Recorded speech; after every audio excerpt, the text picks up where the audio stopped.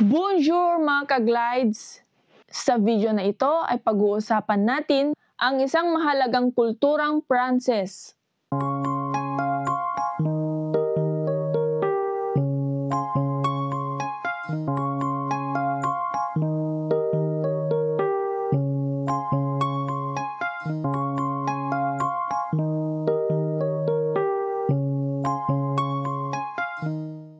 Ito ay ang oras ng pagkain.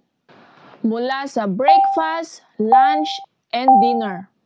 Dito sa France mga ka-glides, hindi lang basta kumakain ang mga French. Ang bawat meal nila dito ay ritual. May oras, may ritmo, at may patakaran na sinusunod. Ngayong araw, aalamin natin kung paano ba kumakain ang mga French mula sa breakfast hanggang dinner. Ang unang-una mga ka-glides ay ang tinatawag nilang le petit déjeuner o breakfast sa Ingles.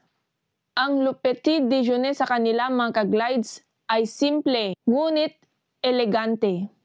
Karaniwang binubuo ng fresh baked na tinapay o baguette at ang palaman na ginagamit nila ay butter o kaya mga jam. At syempre, hindi mawawala sa kanila ang isang tasa ng kape. Walang big or heavy breakfast sa kanila mga ka-glides. Bihirang-bihira lamang dito mga ka-glides ang kumakain ng itlog, bacon, longganisa o rice.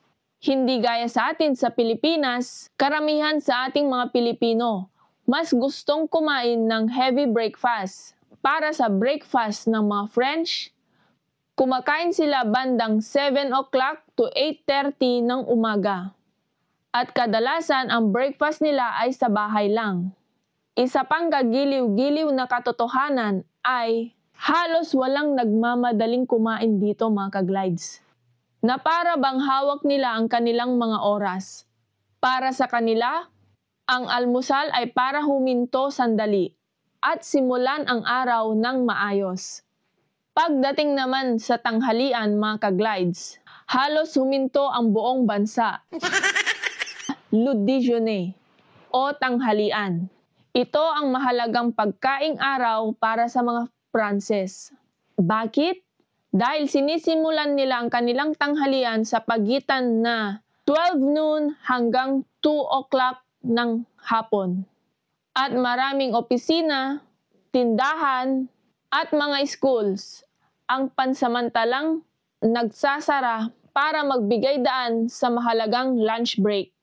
Ang karaniwang French lunch ay may tatlong bahagi. Una ay ang tinatawag nilang entrée or starter.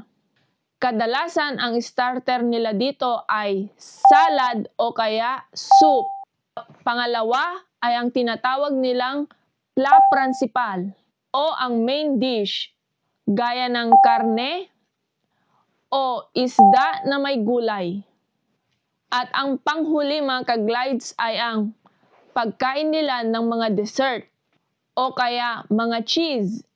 Kasama rin dito mga ka-glides ay ang tinapay at minsan may kasama pang isang baso ng wine. Compared sa atin sa Pilipinas, ang ganitong setup ay mararanasan mo lang pag ikaw ay kakain sa restaurant o di kaya sa bahay ng mayayaman. Pero gaya sa atin na normal lang ang estado ng buhay, ang lunch natin ay isang ulam, isang gulay at rice.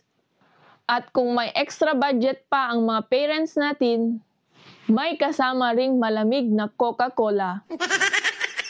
Pero dito sa France mga ka-glides, ang pagkain ay hindi dapat minamadali. Para sa kanila, ito ay panahon para magpahinga, mag-usap-usap, at mag-enjoy sa bawat kagat. Sa gabi naman mga ka-glides ay ang tinatawag nilang le dîner o hapunan sa atin. Mas magaan ito kaysa sa tanghalian. Ngunit nananatiling mahalaga bilang oras ng pagsasama. Kadalasan nagsisimula ang hapunan nila dito mga ka-glides sa bandang 7:30 hanggang 9 o'clock ng gabi. Simpleng ulam lang kadalasan, mga ka-glides. Gaya ng manok, o kaya pasta, o kaya isda. Pero may kasama pa ring salad o di kaya soup. Pagkatapos mga ka-glides ay maaari pa ring sundan ng dessert o kaya mga cheese. Compared sa atin, kung may tirang ulam pa sa lunch, ay yun na ang magiging ulam natin sa hapunan. Ang hapunan dito ay hindi lang pagkain mga ka-glides. Para sa kanila, ito ay oras para sa pag-uusap, pagtawa, at pagre-relax pagkatapos ng araw. At kakaiba sa kultura ng France, mga ka-glides, bihirang-bihira sila kumain ng merienda sa pagitan ng mga meals nila dito. Para sa kanila, mahalaga ang disiplina sa pagkain. Ang mga oras ng pagkain dito sa France, mga ka-glides, ay higit pa sa isang schedule. Ito ay isang kultura sa kanila. Sa bawat almusal, tanghalian, at hapunan, makikita natin ang pagpapahalaga ng mga French sa balance, companionship, at enjoyment of life. Kaya kung gusto mong maranasan ang France sa tamang pamamaraan, huwag kang basta kumain. Makinig, makihalubilo, at namnamin ang bawat sandali.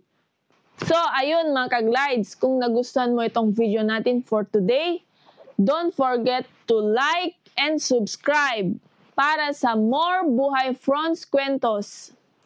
At i-comment mo na rin mga ka-glides kung anong French meal ang gusto mong subukan. Merci mga ka-glides, a bientôt! Bye-bye!